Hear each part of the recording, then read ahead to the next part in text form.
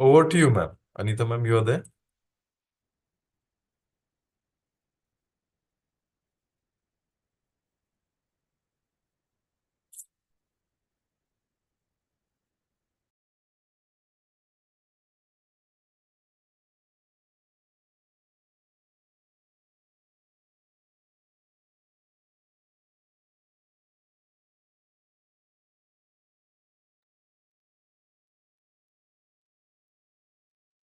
Yes, yes, ma'am. Anita, ma'am, you can unmute and you can start. I have given an introduction. Okay. Thank you so much for inviting me again and giving this opportunity. Welcome, ma'am. So can I share my screen first? Yes, yes, yes. Can you see my screen? Not yet. Not yet. Not yet.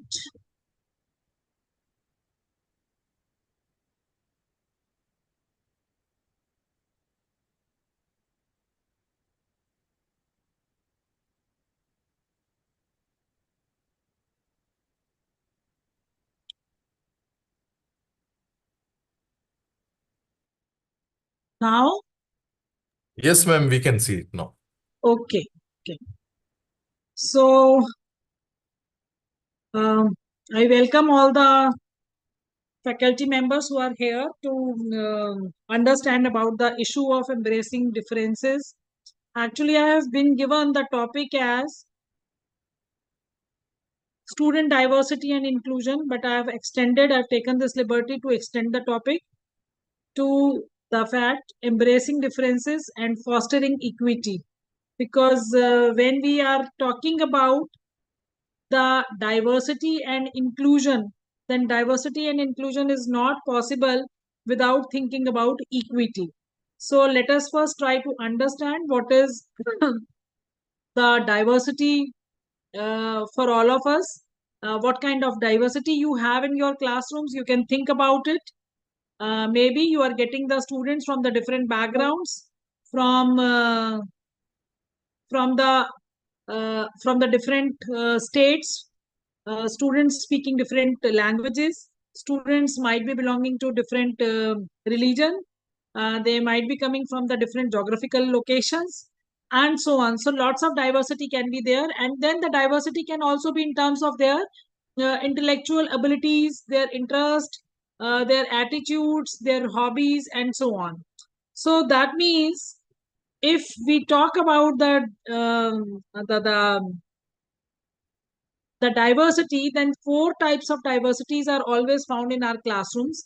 One is regarding the ethnicity. So when we talk about ethnicity, that means we talk about race, caste, class, and region. But if we talk about the cultural diversity, that means we think in terms of language, religion, and traditions, followed by different kind of students.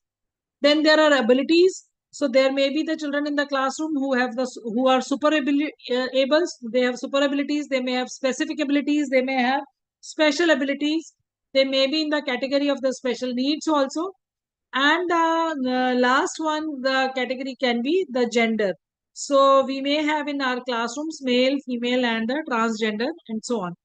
So student diversity is reflected in terms of the nowadays, like how we actually interpret this as that it is in terms of increasing share of the students from the socially and economically disadvantaged group. Our national education policy has given a special focus on this, and it has also been seen, this is a data by the Ministry of Education, that almost 57% of the students in our classrooms, they're coming from the disadvantaged backgrounds.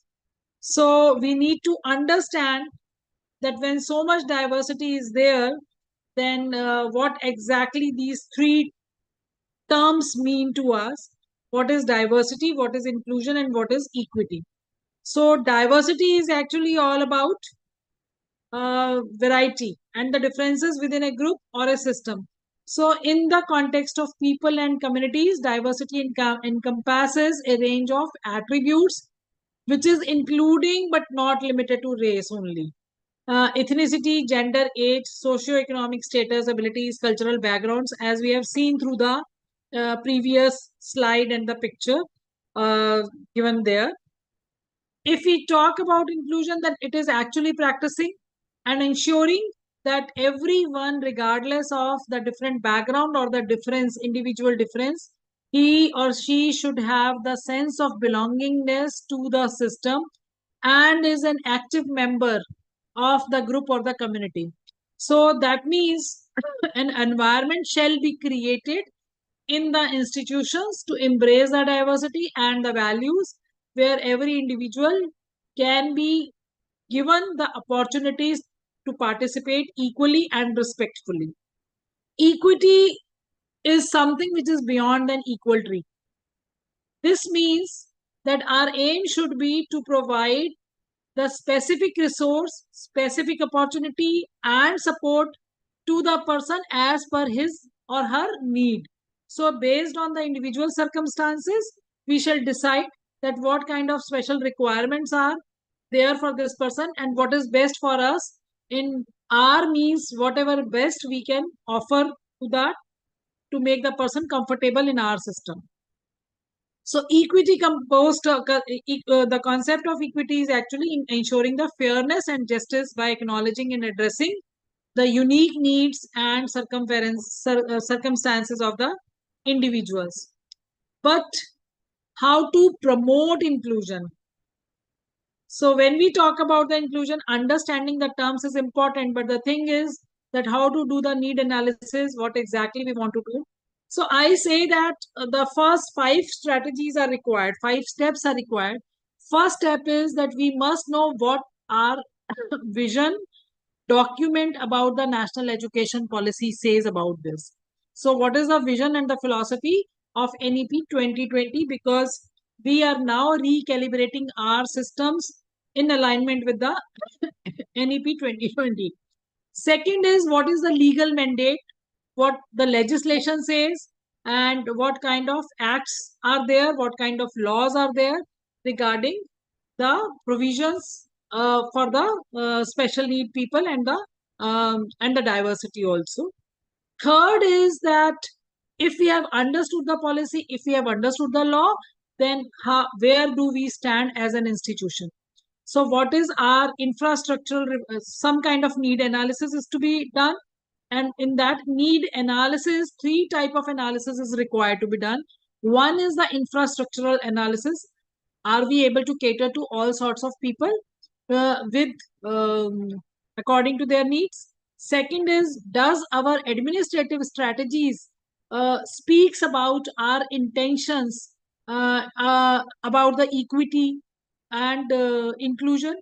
And then what kind of curriculum we are providing, what kind of opportunities are being given to the children, what kind of employability opportunities are there, and so on. And the last one is about the academic infrastructure or academic strategies which can help every child, which can be supportive for every child.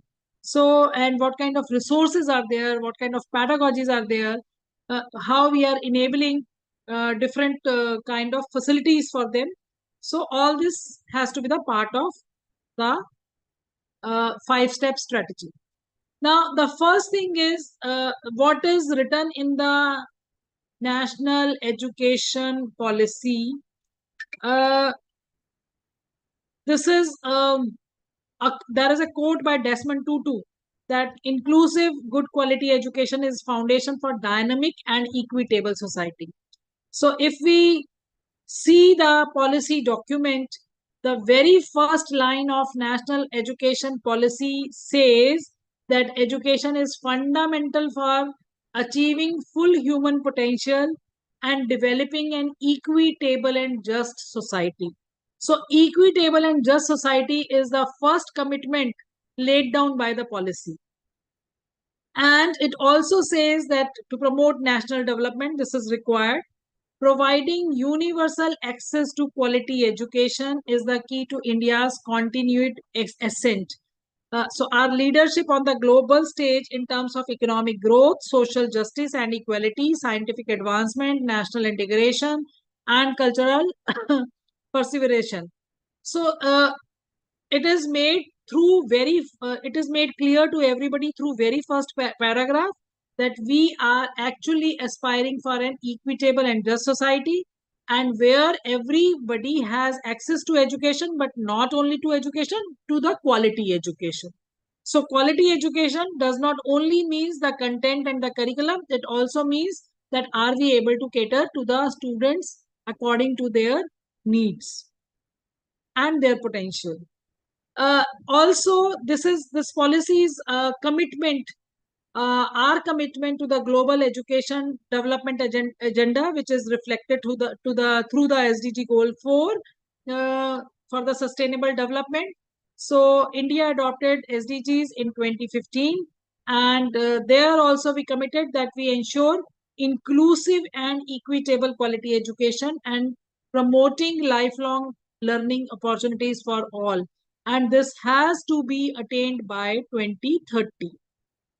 Third important point which is written in the policy is that education is the only leveler. Education is a great leveler and is the best tool to achieve economic and the social mobility, inclusion, and equity. So if we really want to aspire what we have, if we really want to achieve what we aspire as a nation to become the best global knowledge economy as well as the other economy, then education is the only possibility which gives us this tool. And in the principles also, where the page number on the third page, when the principles of the National Education Policy 2020 are defined, there also it is written again that respect for diversity and respect for the local context in the curriculum, pedagogy, and policy, always keeping in mind that education is a concurrent subject. So here it says that education is a concurrent subject. So education is, it should be according to the local needs in any state. We cannot say that one system of education, one kind of textbook, one set of textbook, one set of syllabus is sufficient for all. So whenever the teachers are addressing the content, it should be taken care that the diversity and the local context is respected there. Full equity and inclusion is also the cornerstone of all educational decisions to ensure that all students are able to thrive in the education system. So we must ensure that every child, not only the brighter ones, every child, every student should be able to thrive in the education system. And for that matter, that whatever educational decision is to be taken, equity and inclusion will be the part of that. In the section 6 and section 14 in the National Education Policy, emphasis is given on equitable and inclusive education. And the subhead is here, learning for all. So learning for all should be possible. This is the responsibility of the government and as a enlightened members of the society for all educators too. So section 6 talks about the various provisions in the policy for creating the equitable and the inclusive environmental in the school education. And section 14 talks about the same in the higher education. So it is very important to read these two sections, section 6 as well as section 14 together to understand the complete scenario of the inclusiveness in the education. Now here, section 6.1, it says that education is the single greatest tool for achieving social justice and equality. And it also says an inclusive and equitable society in which every citizen has opportunity to dream, thrive, and contribute to the nation. Also, we need to ensure that no child loses any opportunity to learn and excel because of the circumstances of the birth or the background. So we already know that we have lots of disparity due to the cultural backgrounds, due to the linguistic backgrounds, due to the geographical locations, due to the lack of infrastructure and facilities. sometimes due to the special rituals or conservative approach, but it is to be ensured that no child is losing any opportunity because of all these challenges in the background of the child. Also, the special efforts is to be made in the direction of bridging the social category gaps, and that too in three things. One is access, second participation, and the third is the learning outcomes in the school education. So a very special focus on socio-economic disadvantage group is made in the policy, and for that this socio-economic disadvantage group is actually categorized, defined on the five bases. One is on the basis of the gender.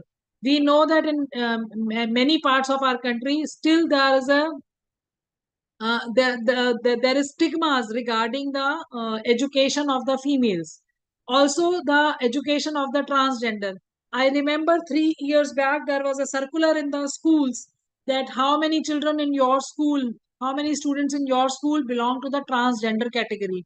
And every principal was in a fix, because in the admission forms, there is no column for the transgender. It is either male or female. So nobody was knowing this. And I am sure that even if the column would have been there, nobody would have filled it. So that possibility is also there, because we still have those kind of biases towards the gender problems.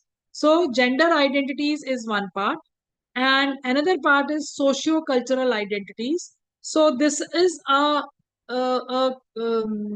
kind of category which is generally taken care of well, because all the categories, whether it is the scheduled caste, scheduled tribes, other backward classes, or minorities, all have been added in the policies, in the previous policies also, in a very comprehensive manner. Geographical identities. Now, this is for the first time this is included, because students belonging to villages, very small towns, tribal areas, tribal districts, some aspirational districts, etc. They face the lack of the facilities, or the lack, if even if the facilities are there, the facilities are not appropriate, or the quality facilities are there. So that is another important area which has to be catered through this policy implementation. Disability is again a very, very important part. And this disability means all sorts of disabilities, be it the physical disabilities, or it is the learning disabilities, or the disabilities related to the any kind of the mental capacities. So all sorts of disabilities need to be catered, and the school systems has to integrate all the policies to include them, to gel them, this kind of population in the school system or the higher education system well. Then is the socio-economic conditions. Now, apart from the disabilities, gender identities, geographical and the social stigmas, there are certain other issues, certain other problems. There are many children who are vulnerable because they become, they may be the war victims, they may be the victims of some disaster, they may be the victim of the trafficking, they may be the orphans, so they may be victims by the child beggar rackets, and so on. So lots of such other problems are also there. So all these children, they also, or they may be the migrants. So migrant communities, children belonging to the lower income households, and the other vulnerable groups also to be addressed, also to be catered through this policy. So for this purpose, now the government has decided to demark certain areas and geographical areas as SEDGs. That means socio-economic zones, sorry, special education zones. So it has been seen that there are certain areas, after a survey, this kind of data has been collected, that there are certain areas where more of the socioeconomic disadvantaged groups are staying, and these areas are identified as the aspirational districts, and now they are also identified, they will also be declared as the special education zones, so that special policies and special schemes can be implemented there, so that everybody who is staying there can get the maximum benefit out of it. For example, suppose a child is staying in a say tribal area, and the school is far away from the place of residence. Sometimes this happens that children parents are reluctant to send their children to the school because they feel that they are not safe. They have to go through the forest area, they have to go through the isolated area where they may face lots of kinds of threats. So a special provision is made to provide bicycles to these kind of children who are going to the school but are not able to reach to the school due to the lack of the facilities. Then organized groups will be created, cycling groups, walking groups, they will be created so that children can go together, they will be in group, and they will be trained to take care of each other. So if the children will feel safe, if the parents will feel that their child, whether it is a female child or any other child, is secure, then they will be more encouraged and more enthusiastic to send their children to the school. So safety issues will be addressed first before addressing any other issues. Second is that the provision will also be made. In this direction, lots of work has already been started.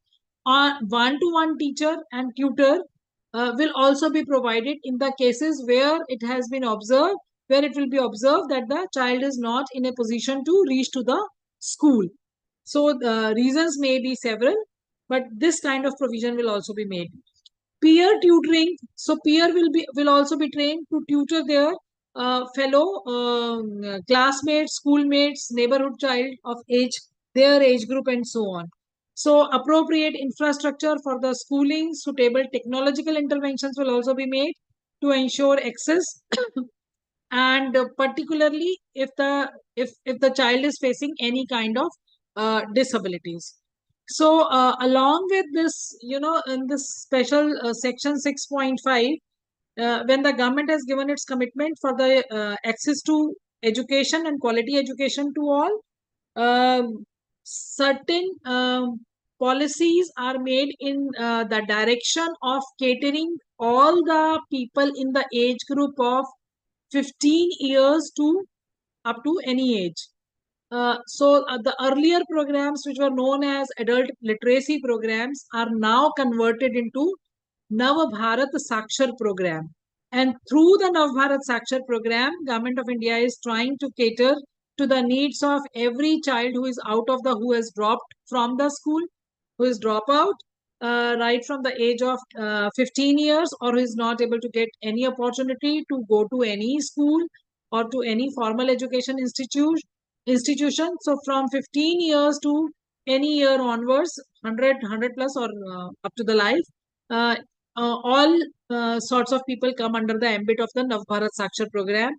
And in this Nav Bharat Sakshar program, children from the class 5 onwards and the other members of the society, all members of the society, but education institution from the school as well as the higher education institutions, all the students, they will be trained to be the volunteer for this kind of program, so that universalization of education can be achieved very at the fast pace. Then a special fund is also made, and this fund is known as Gender Inclusion Fund. Now, this Gender Inclusion Fund not caters only to the girl child, but also it will be for the transgender students. So, to ensure equitable quality education, Gender Inclusion Fund is also instituted. Then there is an act, Right of Person with Disabilities, RPWD Act 2016, which every educator must read.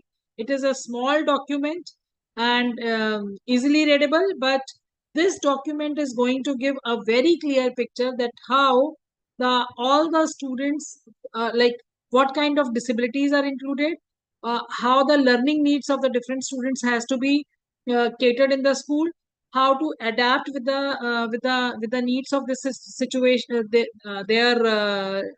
how to adapt um, with their needs.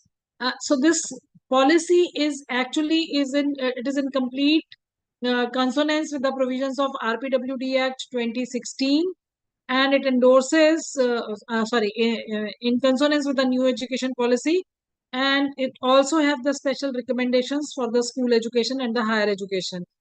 Then inclusion and equity will become the key aspect of teacher education also, because if we are talking about the inclusion in the education, then only uh, taking the special need children or considering the diversity is not the only, it is not going to solve the problem unless until our teachers are trained.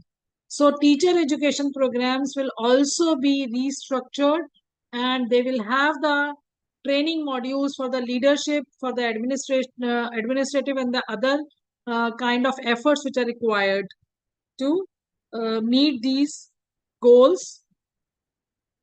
Section 6.2.5, this section is with reference to the children with the special needs, CWSN, or now we also call them Divyang students, and how the opportunities for quality education can be made for them in the regular school system. It just talks about that. So this part I have already spoken about. Just now, if the inclusion has to be there, that means the school curriculum or the higher education curriculum should also be inclusive in nature.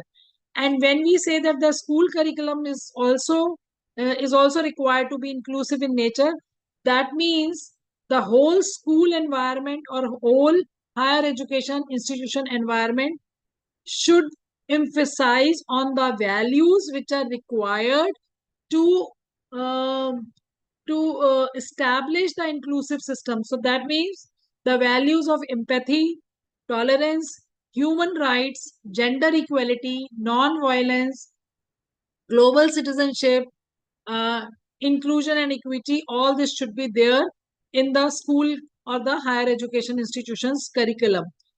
Also, how we can learn each other's culture, how we can learn each other's language, how we can understand about each other's religion and respect them.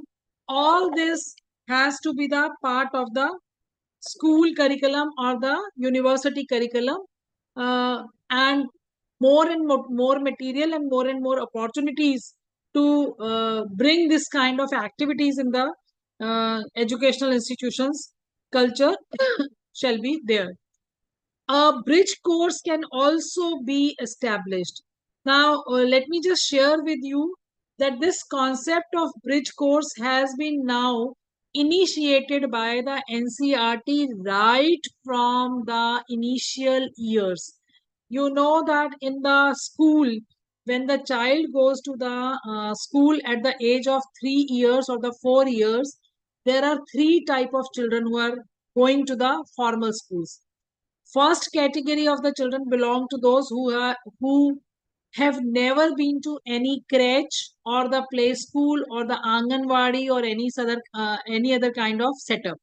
So they are directly going from their home to the formal school. Then there are second category of children who have been to some kind of school.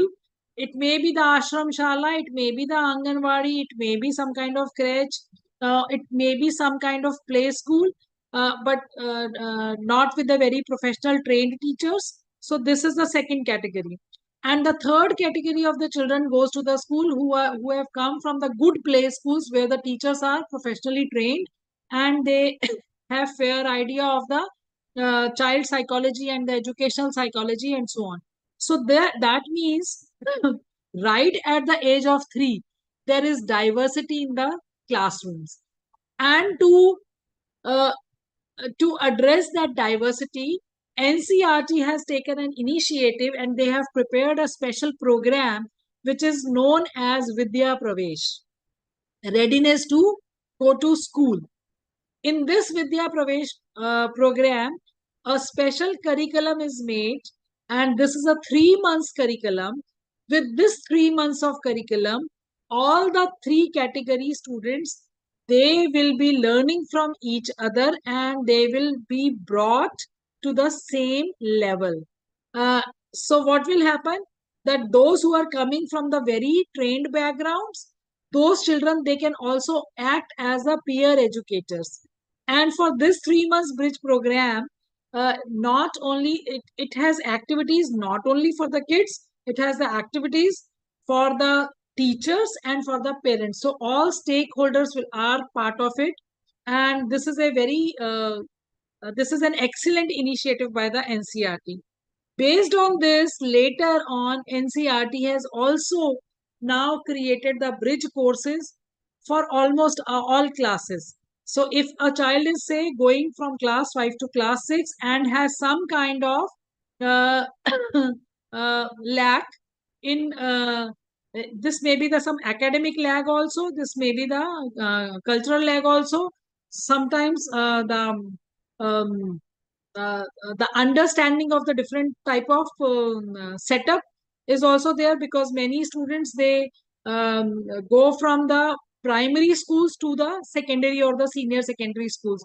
So a difference in the background also creates problem for them to gel with the system. So bridge courses are now created for almost all levels by the NCRT and the CBSE jointly.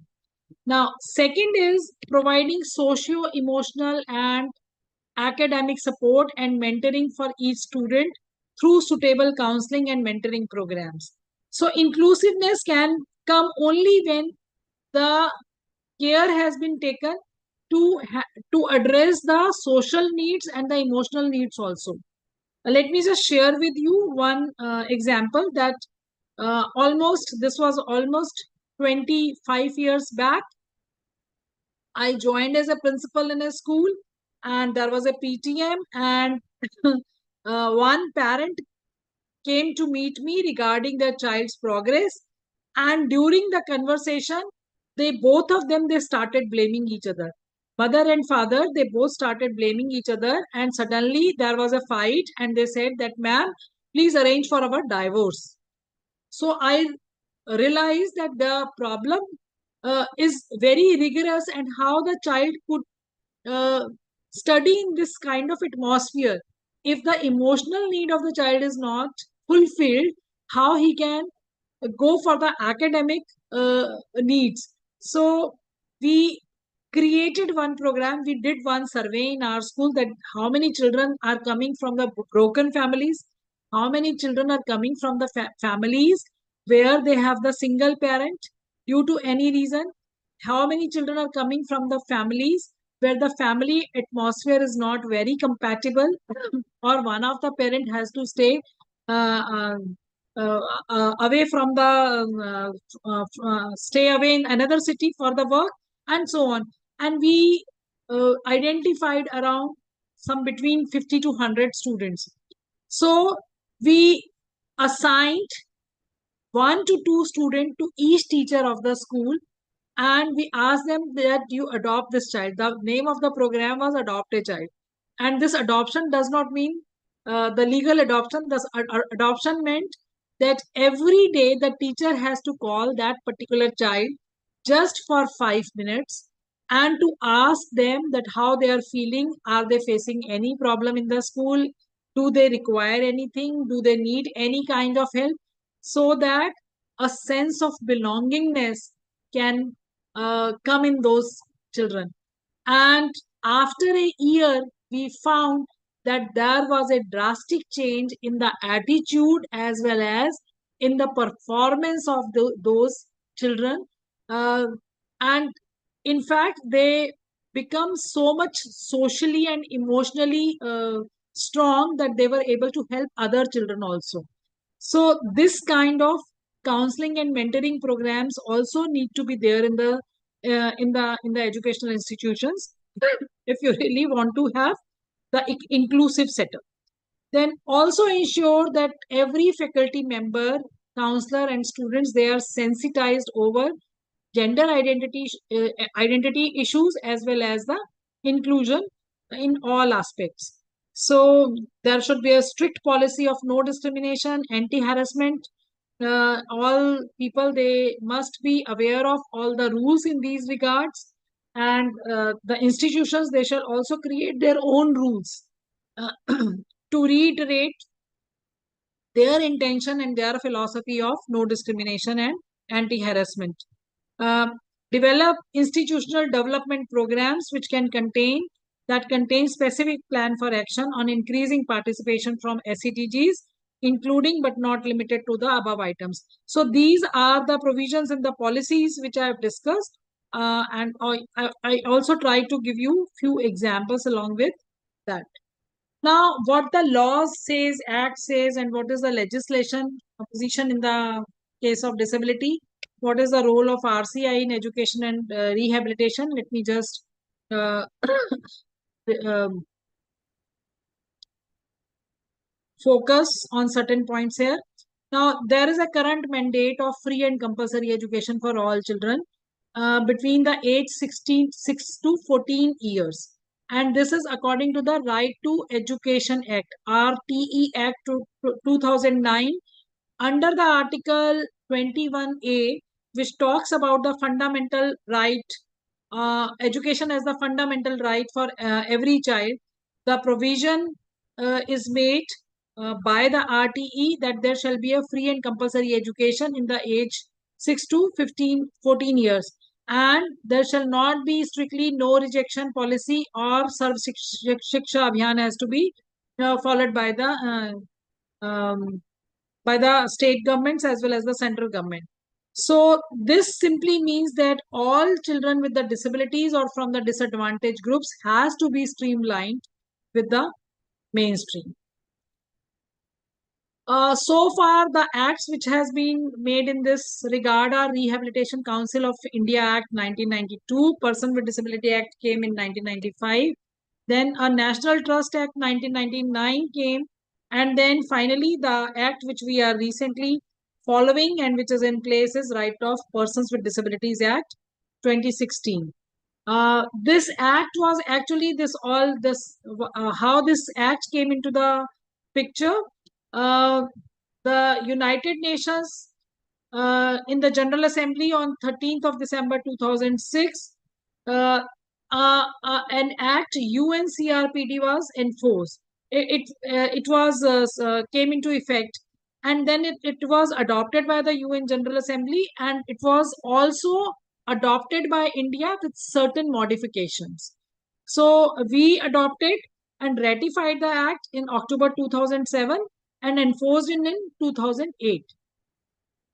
And the chief global, see, these lines are beautiful. A chief goal behind this treaty is to eliminate the idea that disabled people are not the object of charity. And this is to reiterate the fact that they have equal rights as much as any person in society. So we should be very clear that if any person is disabled, that does not mean कि वो हमारी दया के पात्र हैं. They have equal rights and they shall be given every opportunity to become the active members of the society and to be able to contribute in all the um, areas, and all the decisions will be even taken for them. They should be informed about everything, and their free will and decisions, their decision shall be based on that. So UNCRPD, United Nations Convention on the Right of Person with Disability, laid down following principles. First was respect for inherent dignity and individual autonomy. Second is non-discrimination and equal opportunity. Third is effective participation and inclusion in the society. And fourth is respect and acceptance of PWDs as human diversity, accessibility and gender equality, and then respect for the rights of the children with disabilities. So government has to ensure as a right and privilege to these people, equal opportunity, appropriate environment, no discrimination, no deprivation of personal liberty, reasonable accommodation, protection from abuse, violence, and exploitation, and protection from cruelty and inhuman treatment. So these 7 points, actually, these 7 points has to be, they shall be the part of the policy of any policy and philosophy of any institution also. RPWD Act has categorized disabilities into various categories. One of them is intellectual disability, and in this intellectual disabilities, three types of disabilities are mentioned: intellectual, then specific learning disabilities, and then autism spectrum disorder. So ASD is also the part of it. Mental behavior illness is another category.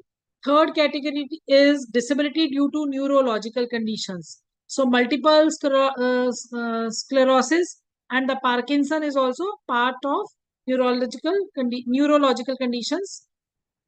Blood-related disabilities are also now taken into consideration, and that means hemophilia, thalassemia, or sickle cell disease. Multiple disabilities can be there. Cross disability categories can also be catered by the schools. Section 16 says that educational institution has to be inclusive in terms of inclusive curriculum, inclusive mindset of teachers and authorities, inclusive pedagogy, inclusive sports, and inclusive recreational facilities. So all aspects of the educational institution shall have the inclusion as at the back of it. So if we say inclusive curriculum, I will be sharing few examples because I am from the school background. So in school, there are provisions by the Central Board of Secondary Education, and other boards have also included this, that if any child is belonging to the special disability categories, number one, adjustment in the syllabus can be made, adjustment in the assessment can be made for them, adjustment in the pedagogy can be made for them. There are special provisions for the question papers. For example, if any child has low vision, then there can be the question paper where the bold letters are used. There can be the question papers which are free of the figures and the pictures. No questions based on them that can be there.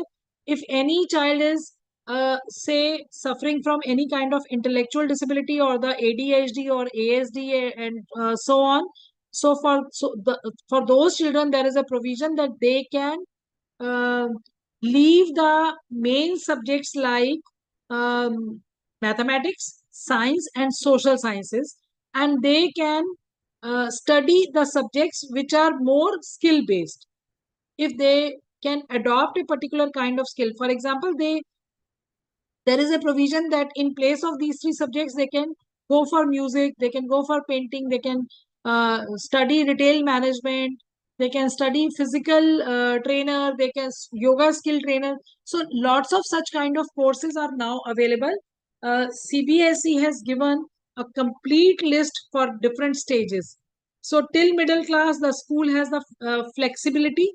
There could be special question papers for these children. There is no need for them to write down the detailed paper if they have some kind of writing disabilities or the reading disabilities. For them, the question papers may contain more of the MCQs, more of the questions which are based on the fill in the blanks and so on. Then there are provisions for these students that they can have extra time to complete their question papers. They can even have the readers who can read, readers as well as the prompters. So there are category of students who cannot read, who have reading disabilities. So if the reading disability is there, then the child can be provided a reader during the examination. The person can read the question paper, explain the meaning, and sometimes in certain cases a prompter is also provided, because if the child is suffering from some kind of, say, Asperger syndrome, or ADHD or ASD or OSD, OCD, then sometimes this happens that child is not triggered to answer. He can understand the question, but he needs some kind of prompt or triggering to ponder over the answer. So that kind of prompter provision is also there. Then the provision of the writer is also there. So anybody, the child can speak. There are children with a writing disability, so they cannot write properly. So they can speak, they can dictate the answers, and somebody else can write the answer for them. So all these provisions are being made. So special subjects, special time, special support in the form of the reader, writer, or prompter, and the extra time. All these kind of provisions are there in the examinations. In the schools, even the provision of the shadow teachers is there. Now, this part also says mindset of teachers.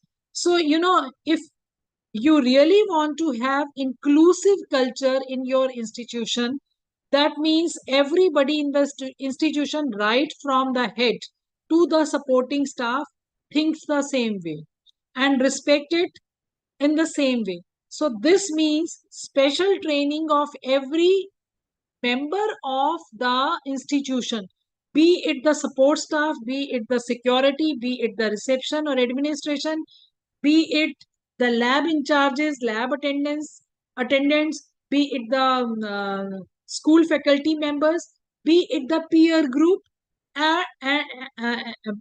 it the parents of the other children, all should be trained. So special provision for the training should be there in the institutions. So let me again share with you one experience of mine, that almost 22 years back, I took the first child with a special need in my school. The child was having a big lump on her back. She was not able to walk properly. She was requiring the aid of wheelchair.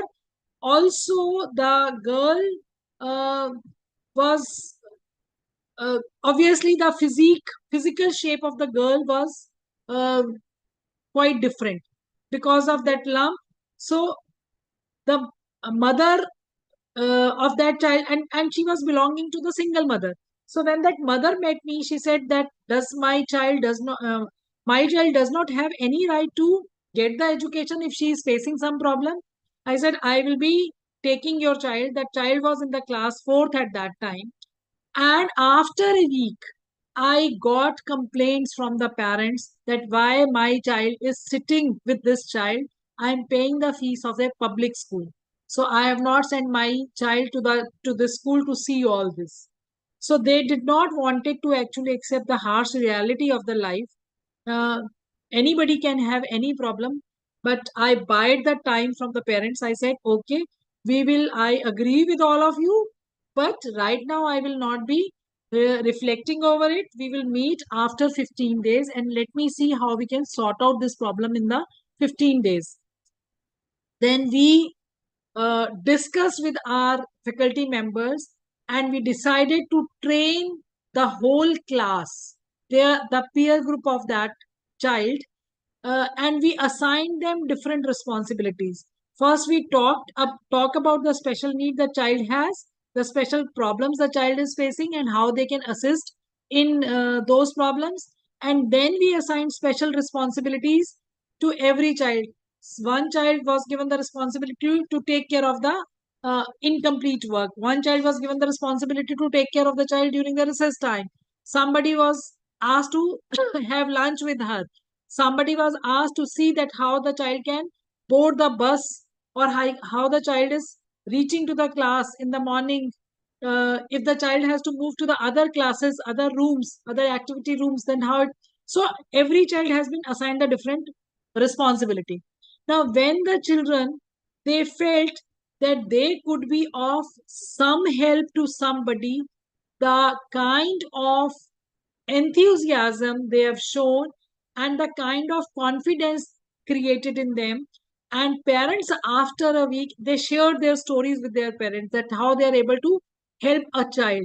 So when the kind of uh, attitude was developed in them, we always talk about the values of kindness and compassion that was automatically generated, and parents reported back that now our children, they are also helping us in the household chores. Otherwise they were not, earlier they were not interested, but now they are very much concerned that they should be able to help their mother or father in whatever way they can. So after 15 years, my parents, they came with the changed mindset, and their children, they become instrumental in changing their mindset. So this kind of mindset, this kind of shift in the mindset is required, but this can be possible. And as head of the institution, first of all, one must be convinced, yes, that I can add value in the life of this child, and all my faculty members, they can do this. So sometimes, as you may feel, you may face reluctance also, but then the positive attitude, positive mindset, and your own philosophy and your own belief system is, I think, going to help going to change the things around. So, second important thing, this education, this section 16 of RPWD Act talks about is accessibility. So, in accessibility, school building, college building, campus, transportation facilities, movement facilities, mobilities, all will come into account. Section 70 says that a survey shall be done after every 5 years for the school going children, and adequate number of teacher training institutions has to be established. So if you observe the data, you will find that in the past 5 years, many of the earlier, there were only B.Ed programs which were catering to the educational needs of the general children, normal children, but now lots of B.Ed programs catering to the pertaining to the special education. So B.Ed in special education programs have started rigorously, and it has been in a place like Delhi. Now it has been made mandatory that all schools should have at least one special educator. Teachers training in the special sign languages or the braille languages is also important. And then the most important thing is, if we are able to understand the need of these children, then there is also a need to understand their learning styles and their learning strategies. So rigorous research is also required in this direction so that the learning can be improved. So teacher training institutions and the uh, other educational, higher education training institutions need to undertake research also in this direction. Section 19, Section 20, Section 21, 22, 23, all these sections, they are actually pertaining in the national education policy. They are pertaining to the skill development and employment, but it also talks about the inclusion of, in even for the skill development and employment, it talks about the inclusion. And it says that inclusion of person with disabilities in all formal and non-formal schemes of vocational and skill training to be made, adequate support and facilities to avail training, no promotion shall be. So it is not only talking about the children with special need, they're also talking about the teachers or the faculty members or the other members of the institution with the special needs. So no promotion can be denied to any person with the disability on this ground, on the ground of the disability. There shall be the proper policy for the transfer and the posting of PWDs. Every establishment shall notify equal opportunity policy, and every government establishment shall appoint a grievance redressal officer also. So same way for students also, there shall be a grievance redressal officer appointed by the institutions, so that if there is any problem they are facing, teachers can take appropriate measures to check them.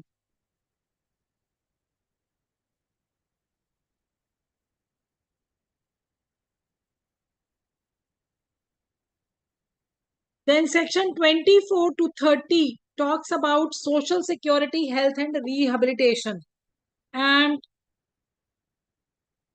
in this section, the provision of safe mobility, safe drinking water, safe sanitation facilities, accessibilities, etc. are discussed.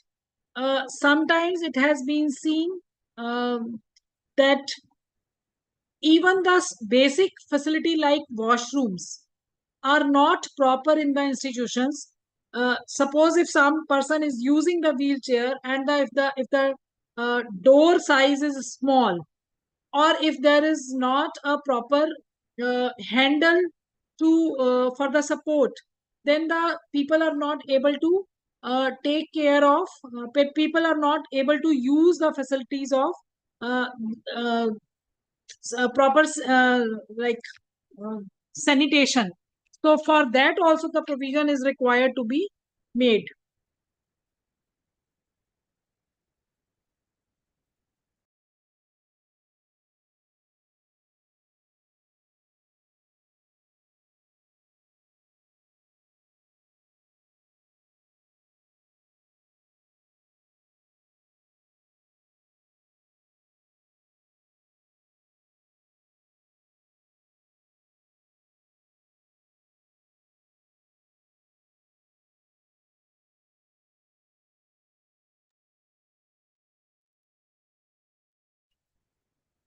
Okay. So a caregiver allowance is also started for the to high support need. Then unemployment allowances, special employment exchange, all these facilities are being included in the social security, health and rehabilitation. So role of rehabilitation councils also need to be understood. And in this process, Panchayati Raj members, legislators, administrators, police officials, judges, lawyers, everybody has been made the part of this. So let me just, because time is running, so some possible measures.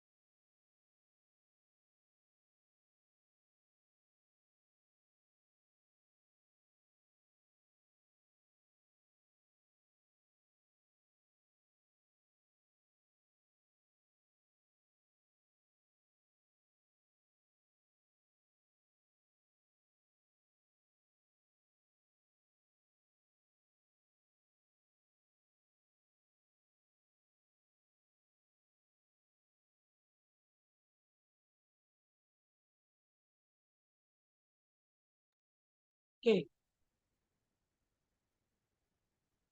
So everything starts with the sensitization. So we need to see that how we are able to sensitize our faculty members, the teachers, peers, and all the stakeholders. This is one of the most important thing. Now I would like to come to the another important part of this presentation.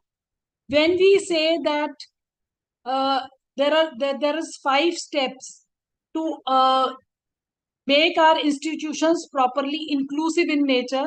The first step was understanding policy. The second was understanding legislation and the acts. And the third is now to see that how as an institution we see ourselves, our positions. So for that, a self-analysis is required. And this self-analysis is required in many directions. So first of that is, does our vision statement and the mission statement talks about this? Can we say that our vision and our mission is inclusive in nature? So I am sharing one questionnaire here. I'm reading these questions. I can share the presentation with the organizers. So first is, Is our organization actively committed to issues of equity, inclusion, and diversity? How do you rate your institution?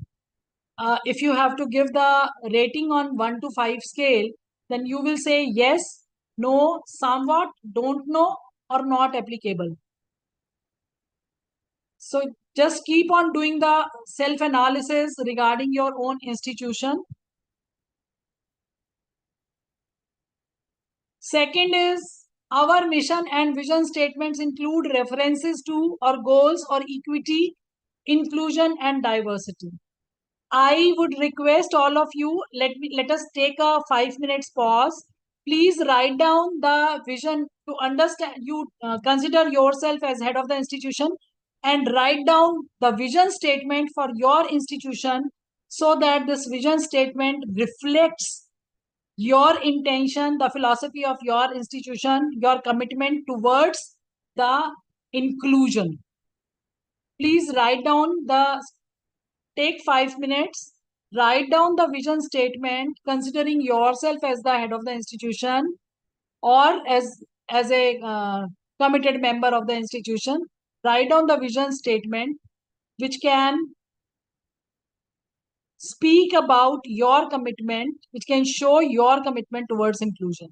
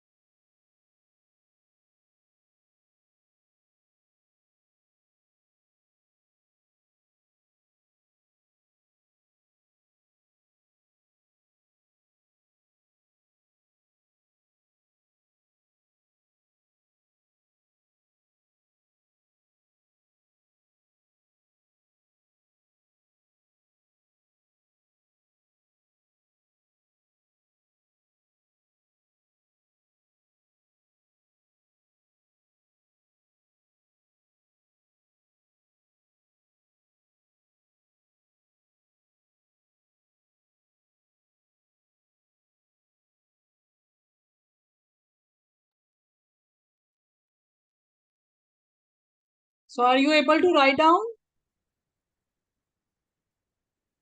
Somebody would like to share in the chat box?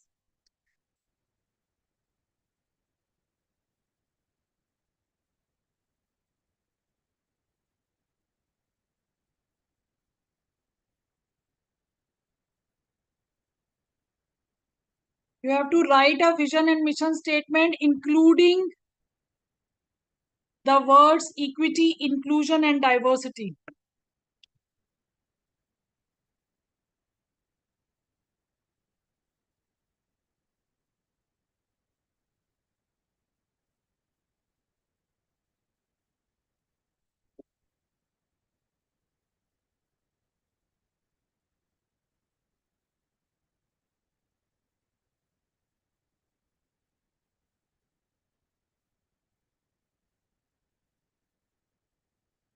Okay.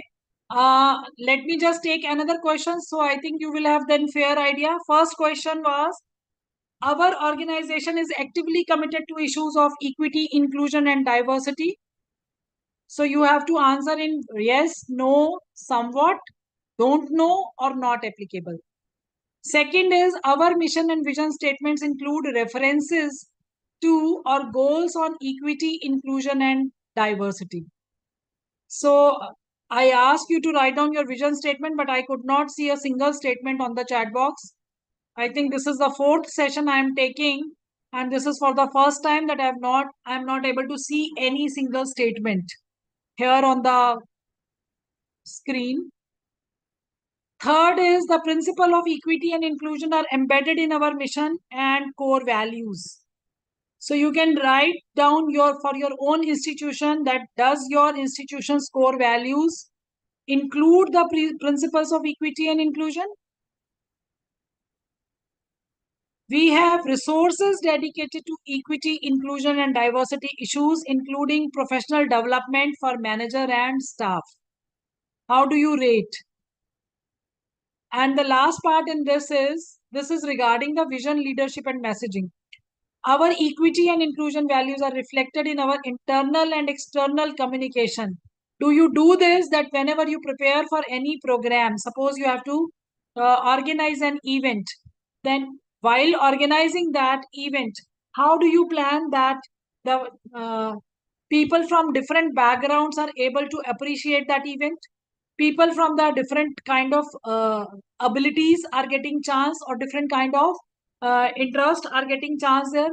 People having any kind of special need are getting opportunity to participate, or the provision for their the way how they will be attending that program, the provision will be special chairs will be kept for them, the special mobility aspects will be addressed for them. Do you do all this in your institution or not? So you have to rate here. So any reflection over these 5 points regarding the vision, leadership, and messaging? Either you can unmute or you can write in the chat box.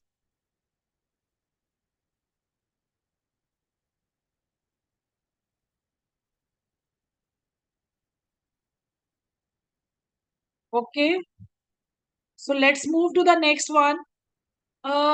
If we are clear about our vision and mission, then we have to see that how the responsive research and teaching can be done. So there are again few points, a few pointers, few questions are there to self reflect. First is we regularly and systematically collect and analyze data about equity, inclusion, and diversity. Does your institution has any provision to know that can you provide any data that if somebody asks you that how many languages are spoken by your students at their places or otherwise, how many states they belong to, from how many different cultural backgrounds they are coming, what kind of uh, special abilities they have. So if such kind of data is collected and regularly analyzed, then it will be easy for you to make the special provisions to include all. Do you have the special program assessments and evaluation techniques that assess the abilities to be responsive to the needs of increasingly diverse state, national, and global context? Do you know that because all of you belong to the higher education institution, so I don't know that how many students from such category are reaching to you, but every year, this is a data, every year there is an increase of 4% in the population of the special need students. How many of them are reaching to the higher education institution? I don't have any such kind of data with me, but you must be experiencing that. Are you observing an increase in such kind of students over the years in your institutions?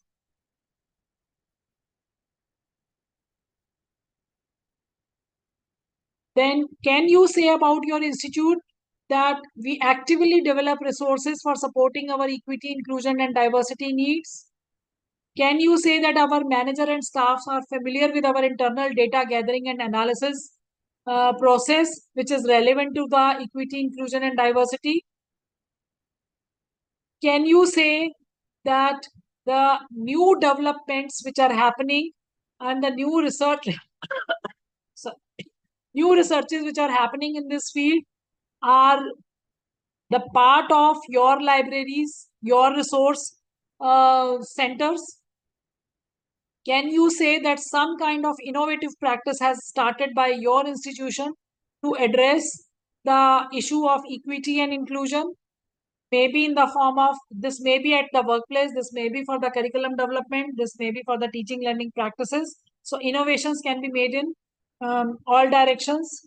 Can you say that curriculum development, teaching, advising, and outreaching practices of all groups, including the unrepresented group of underrepresented community, are fully engaged?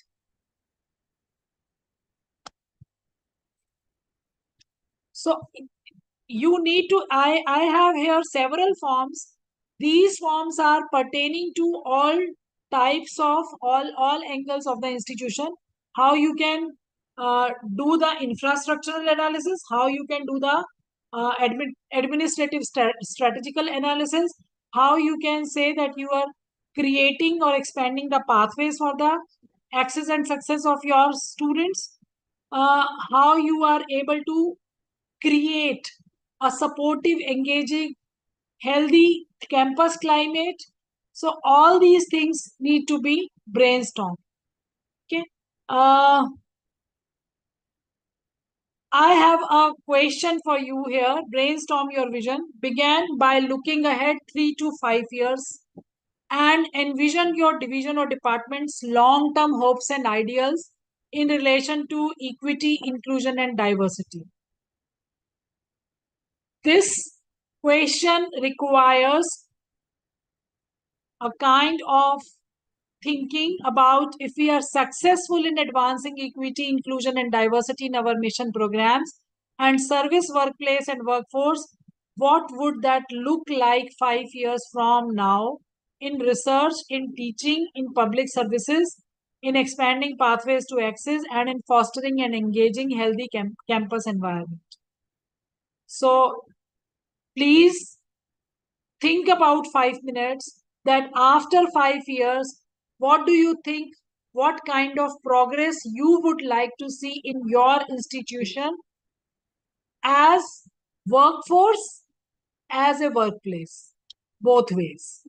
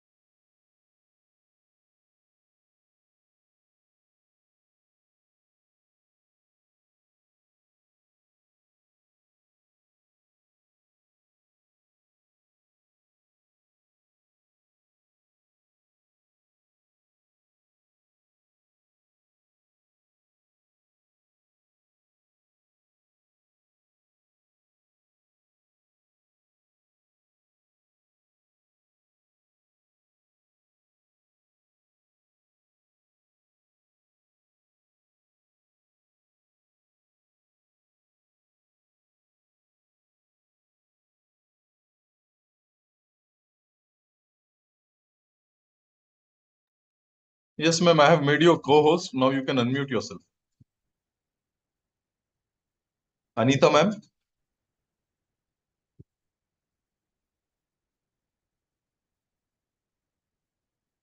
हाँ Ganga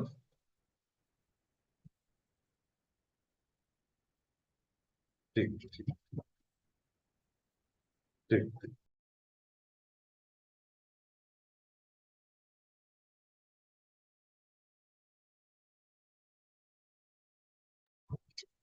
Yes, ma'am. You can unmute now.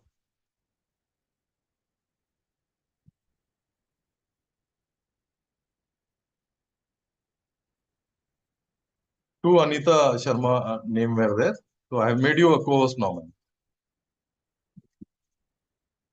Yes, now I'm Okay. able to. Yes, yes. Sorry. Okay, okay. So I can read few responses on the screen. Let me just read them. The Dr. Shivani is saying that vision is to have an inclusive workforce in terms of the region as well as generation as well as special need, both in terms of workforce as well as in student enrollment. Ma'am, please be very precise. Some words are repeated here constantly. So you want to say that you want to serve first generation learners, I suppose, and learners with the special needs also. So just write it very clearly that vision is to have inclusive, it is not workforce, but your students, to have an inclusive workplace for the special need children and the first generation learners.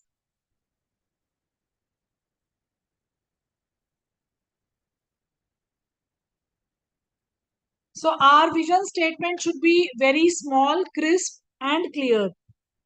Somebody has written in Marathi. अभी मैं inclusion की बात कर रही हूँ, लेकिन मराठी मुझे, मैं पढ़ करके जितना समझ पा रही हूँ अभी आपसे वो शेयर करती हूँ.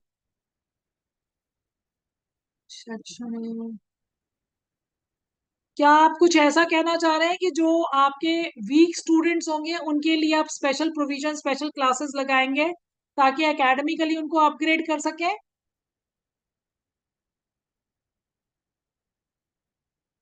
Mister Ingle wrote in Marathi and I want to understand, क्या आपने यही लिखा है जो मैं समझ रही हूँ?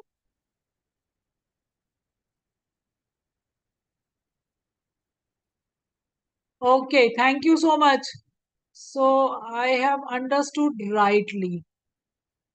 I saw a few more responses, but now I cannot find them. Okay.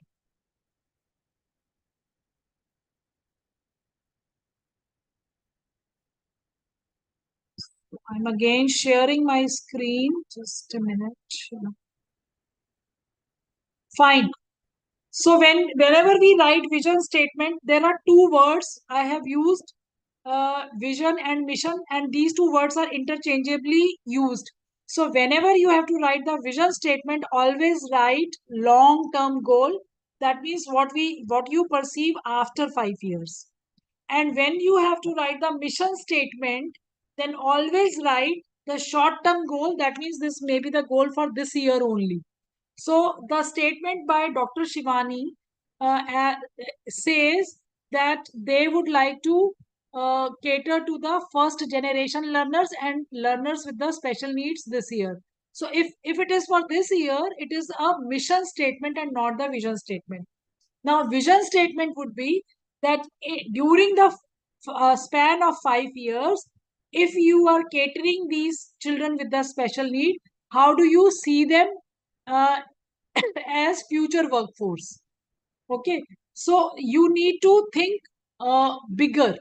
So for vision statement, we need to think about, at least we have a vision for that whatever actions we are taking today, what consequences it is going to have after a span of 5-10 years. And for mission, you can write the small goals, short-term goals for this year precisely. And every year this goal can be changed so that you can be on the progressive path of achieving the mission.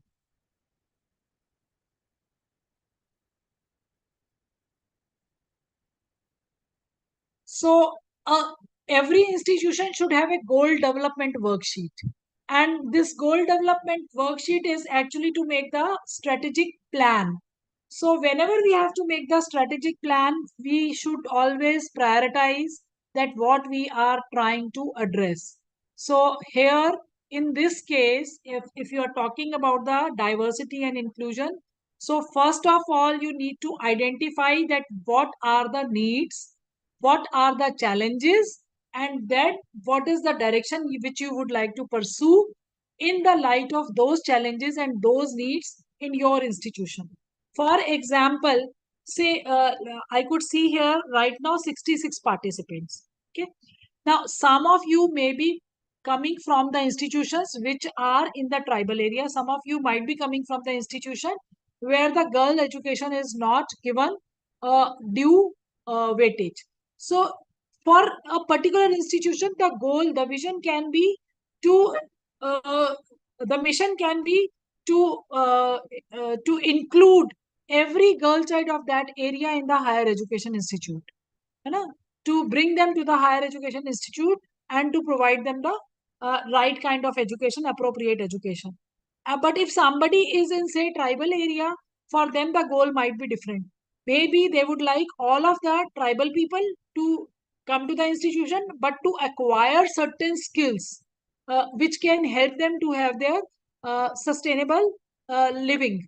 So, for every institution, if any institution is having the population which is more in, say, they're suffering with some kind of disabilities, then their vision or mission statement can be pertaining to that.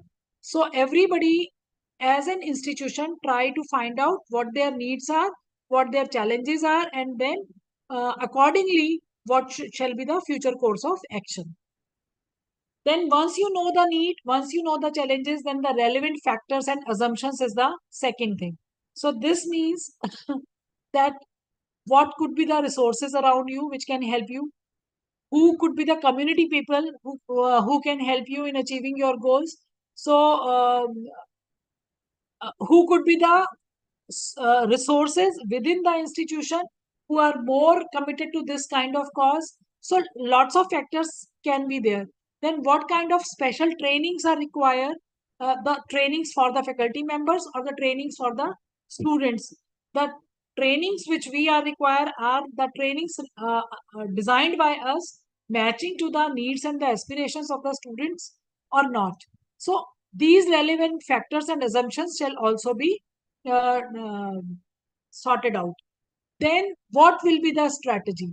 If you have to, you know that there is lack of resources, you might be requiring some, say, some kind of equipment, some kind of books, some kind of training people, sorry, resource persons.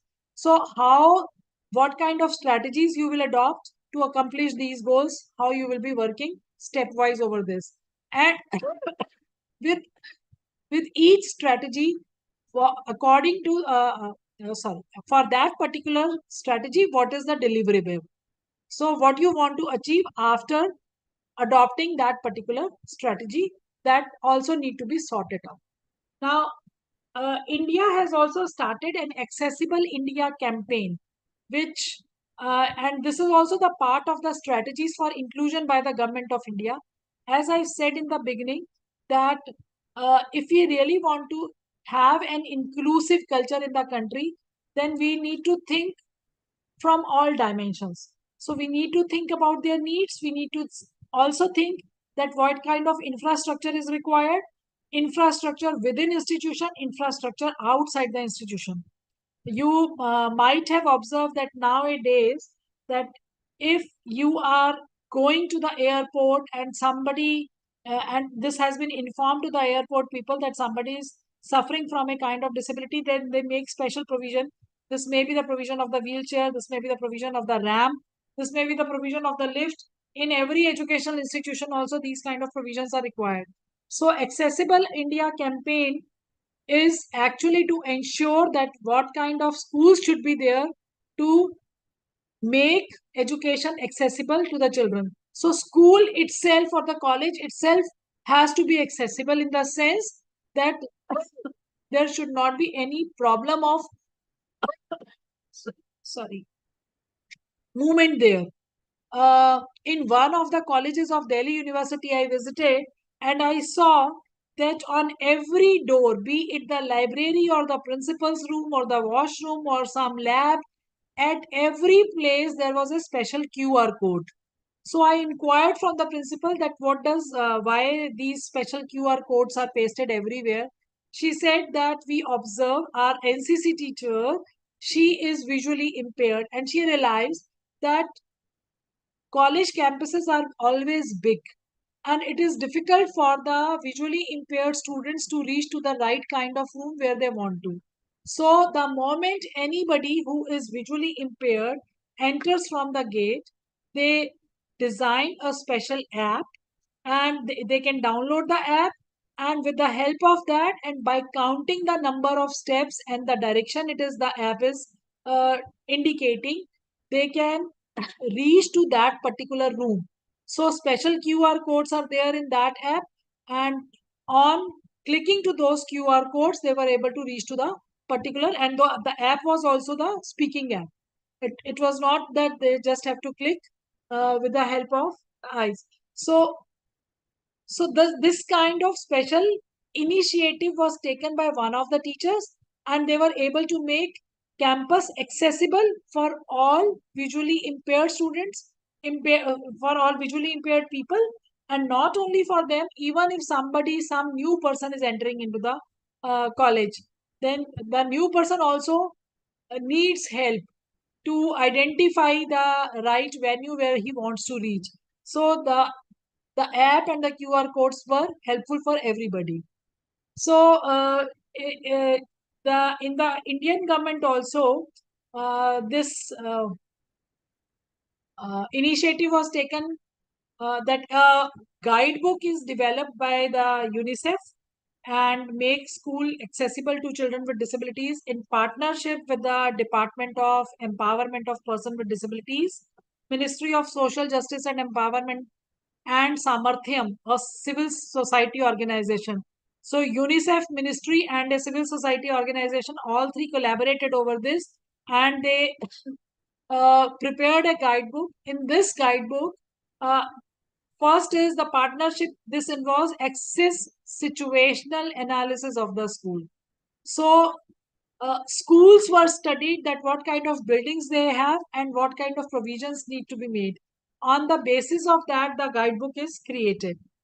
Then once the situation analysis is done, the policies for the provision is made.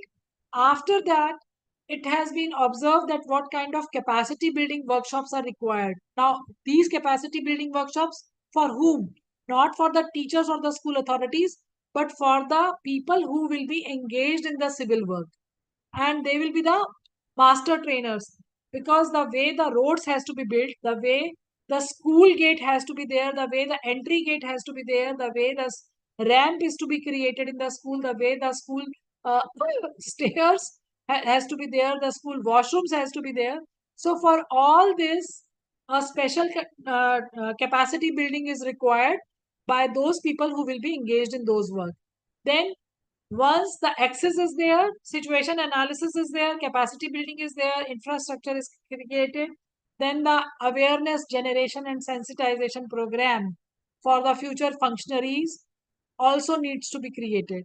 So see, very minimal things like this, that are outside every room, the big um, posters or the signages should be there. So where not only the name of the room in the different languages is to be written, it should be bold, it should be easily readable, as well as the symbolic figurative form should be there. So signage board at every place should be there, and special symbols are created for that. So you can see here some of them: staff room, CWSN toilet, accessible ramp, drinking water, library, computer lab, medical room, and so on. So this is the first requirement.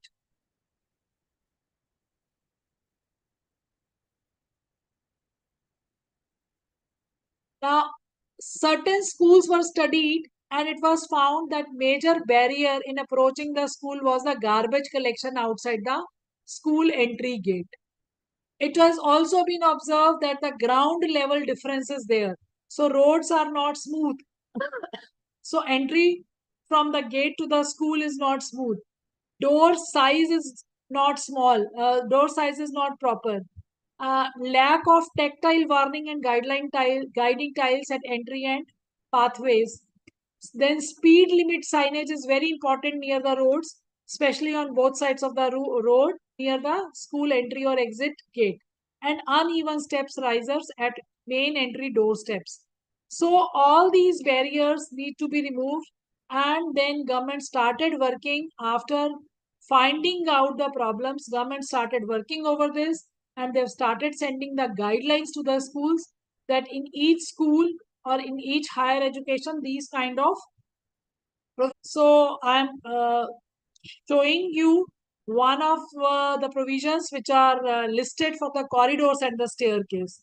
And it says that the barriers demonstrated for generating sensitivity towards small things, seeking genuine care regarding corridor and staircase. The key barriers are obstacles in the corridors in terms of opened windows and doors outside in the corridor.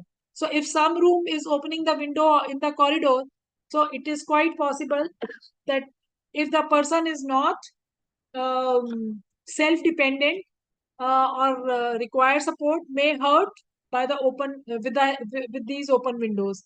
Parapet wall instead of railing is required for safety and not to hold in the staircase. Uneven step riser should not be there. Lack of railing is also found in some of the stairs, or the height of the stairs is not proper. Lack of continuity of the pathways. So building blocks may be scattered. If any college has say different building blocks, then there should be a proper connectivity between them, so that they are accessible for all type of people. Small steps of floor level gaps in corridor, lack of tactile warnings.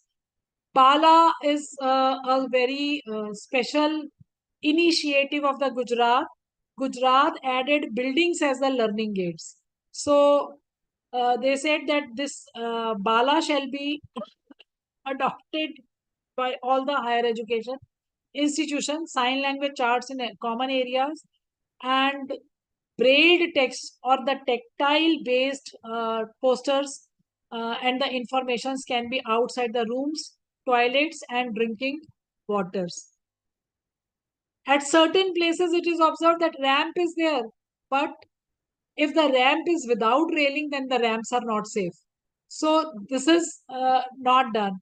So non-usable ramps are not considered as the safety safe ramps.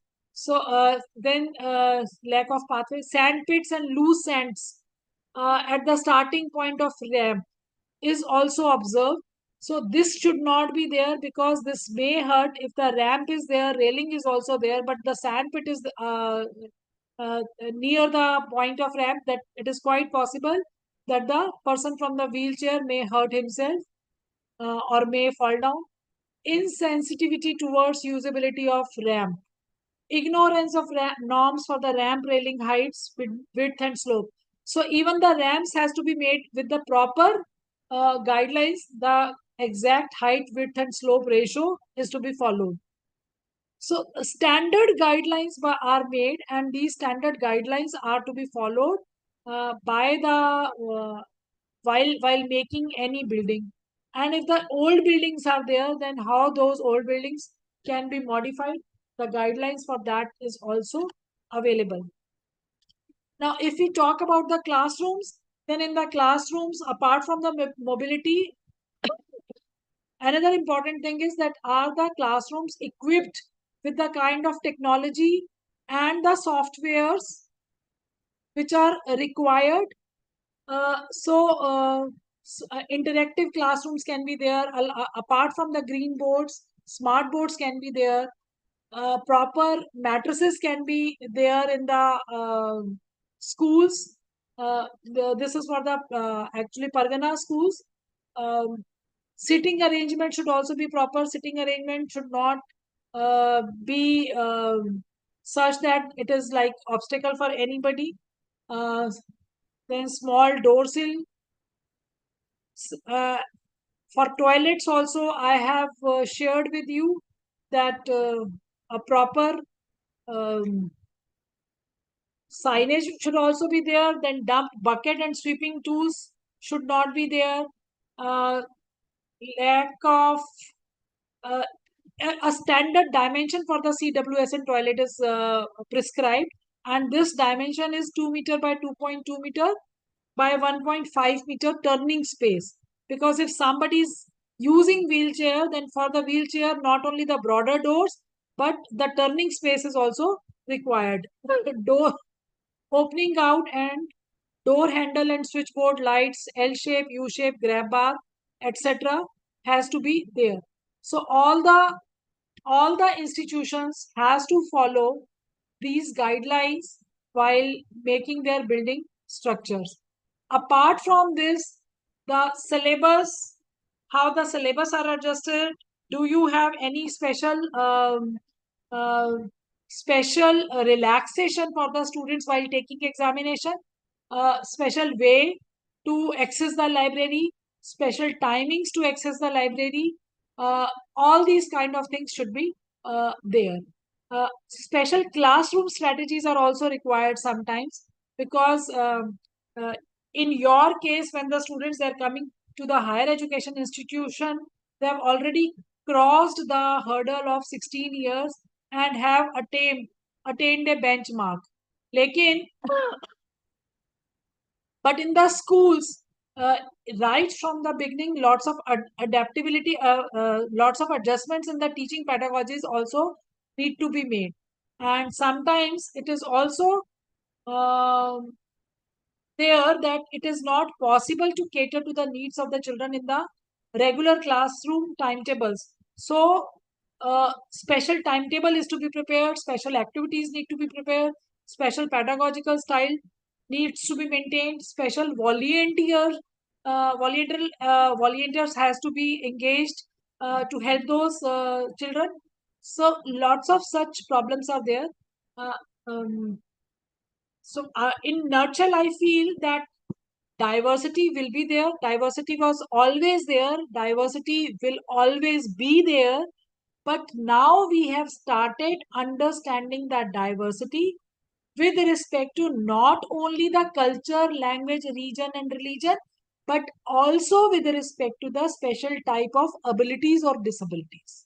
So we need to cater to all type of abilities in our classrooms. That means all sorts of diversities. Wherever the physical arrangements has to be made, they need to be made. Wherever the special classroom arrangement is to be made, they need to be made. But all this can be done only when we come out of the mindset of that why these children they require, they need to study in the school, why they are not performing at par with the other children. When we start when we stop comparing the two students, and when we start appreciating their individualities and start giving them opportunities according to their potential, only then this diversity and inclusion can be nurtured in the educational institution and equity can be fostered. I would like to share with you one example that in my school, I have my school is a normal school which is doing very well in all spheres, be it the science teaching or be it the uh, mathematics teaching or the sports area or the other curricular areas. But we have 80 plus students with the cross from the cross disabilities, and all these 80 plus students they are integrated in the normal classrooms. We have made special provisions for them. Special timetables are there. Shadow teachers are also there to help them during the special time. But then they are also allowed to sit in the normal classroom and there is a strong emotional bonding between the special need child and the other children. So nobody can say that there is any kind of discrimination uh, regarding the behavior, attitude, and the opportunities.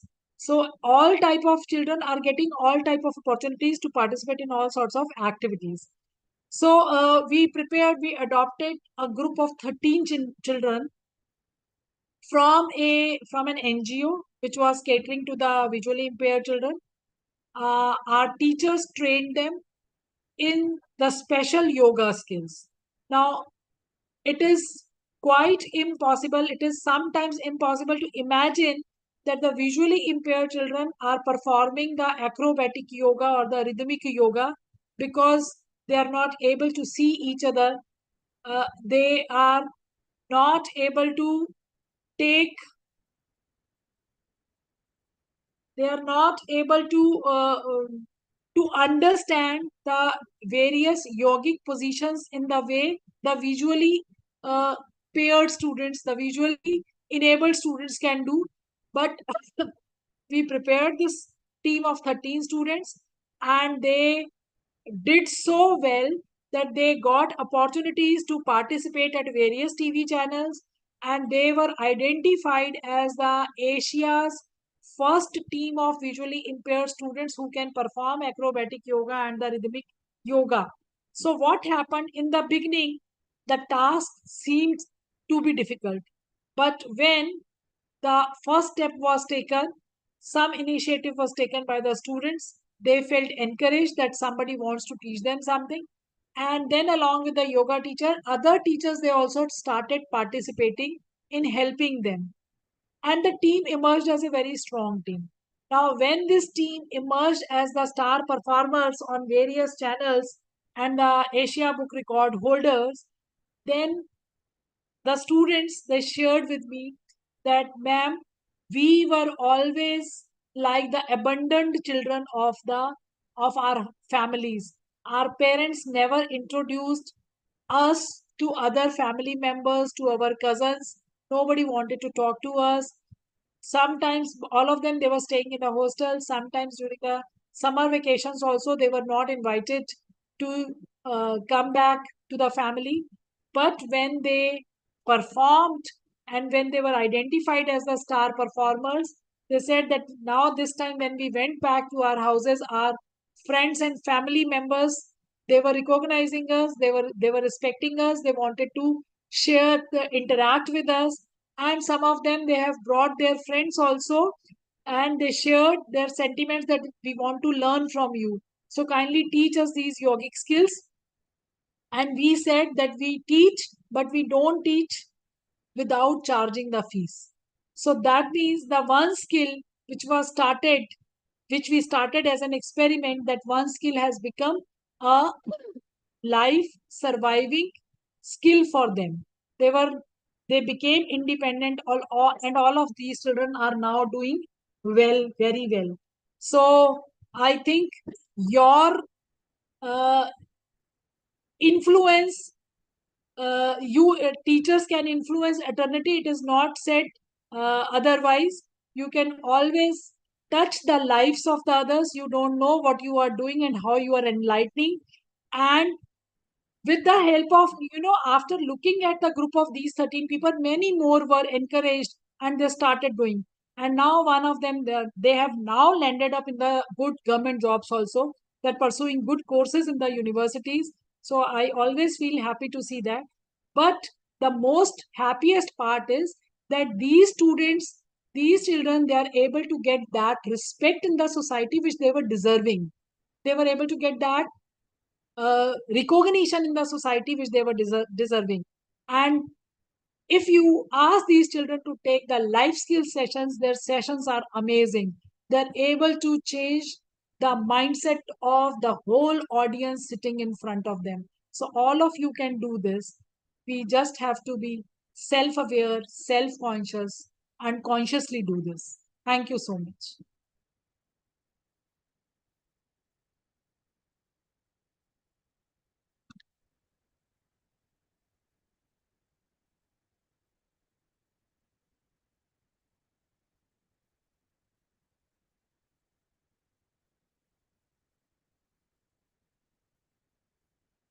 So if anybody wants to say anything, then the floor is open for the discussion.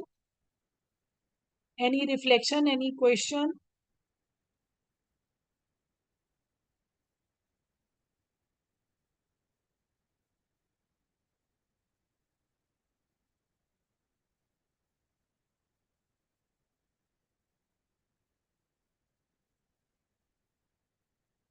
Okay. So thank you very much to all of you for patient listening, and I hope now I can leave.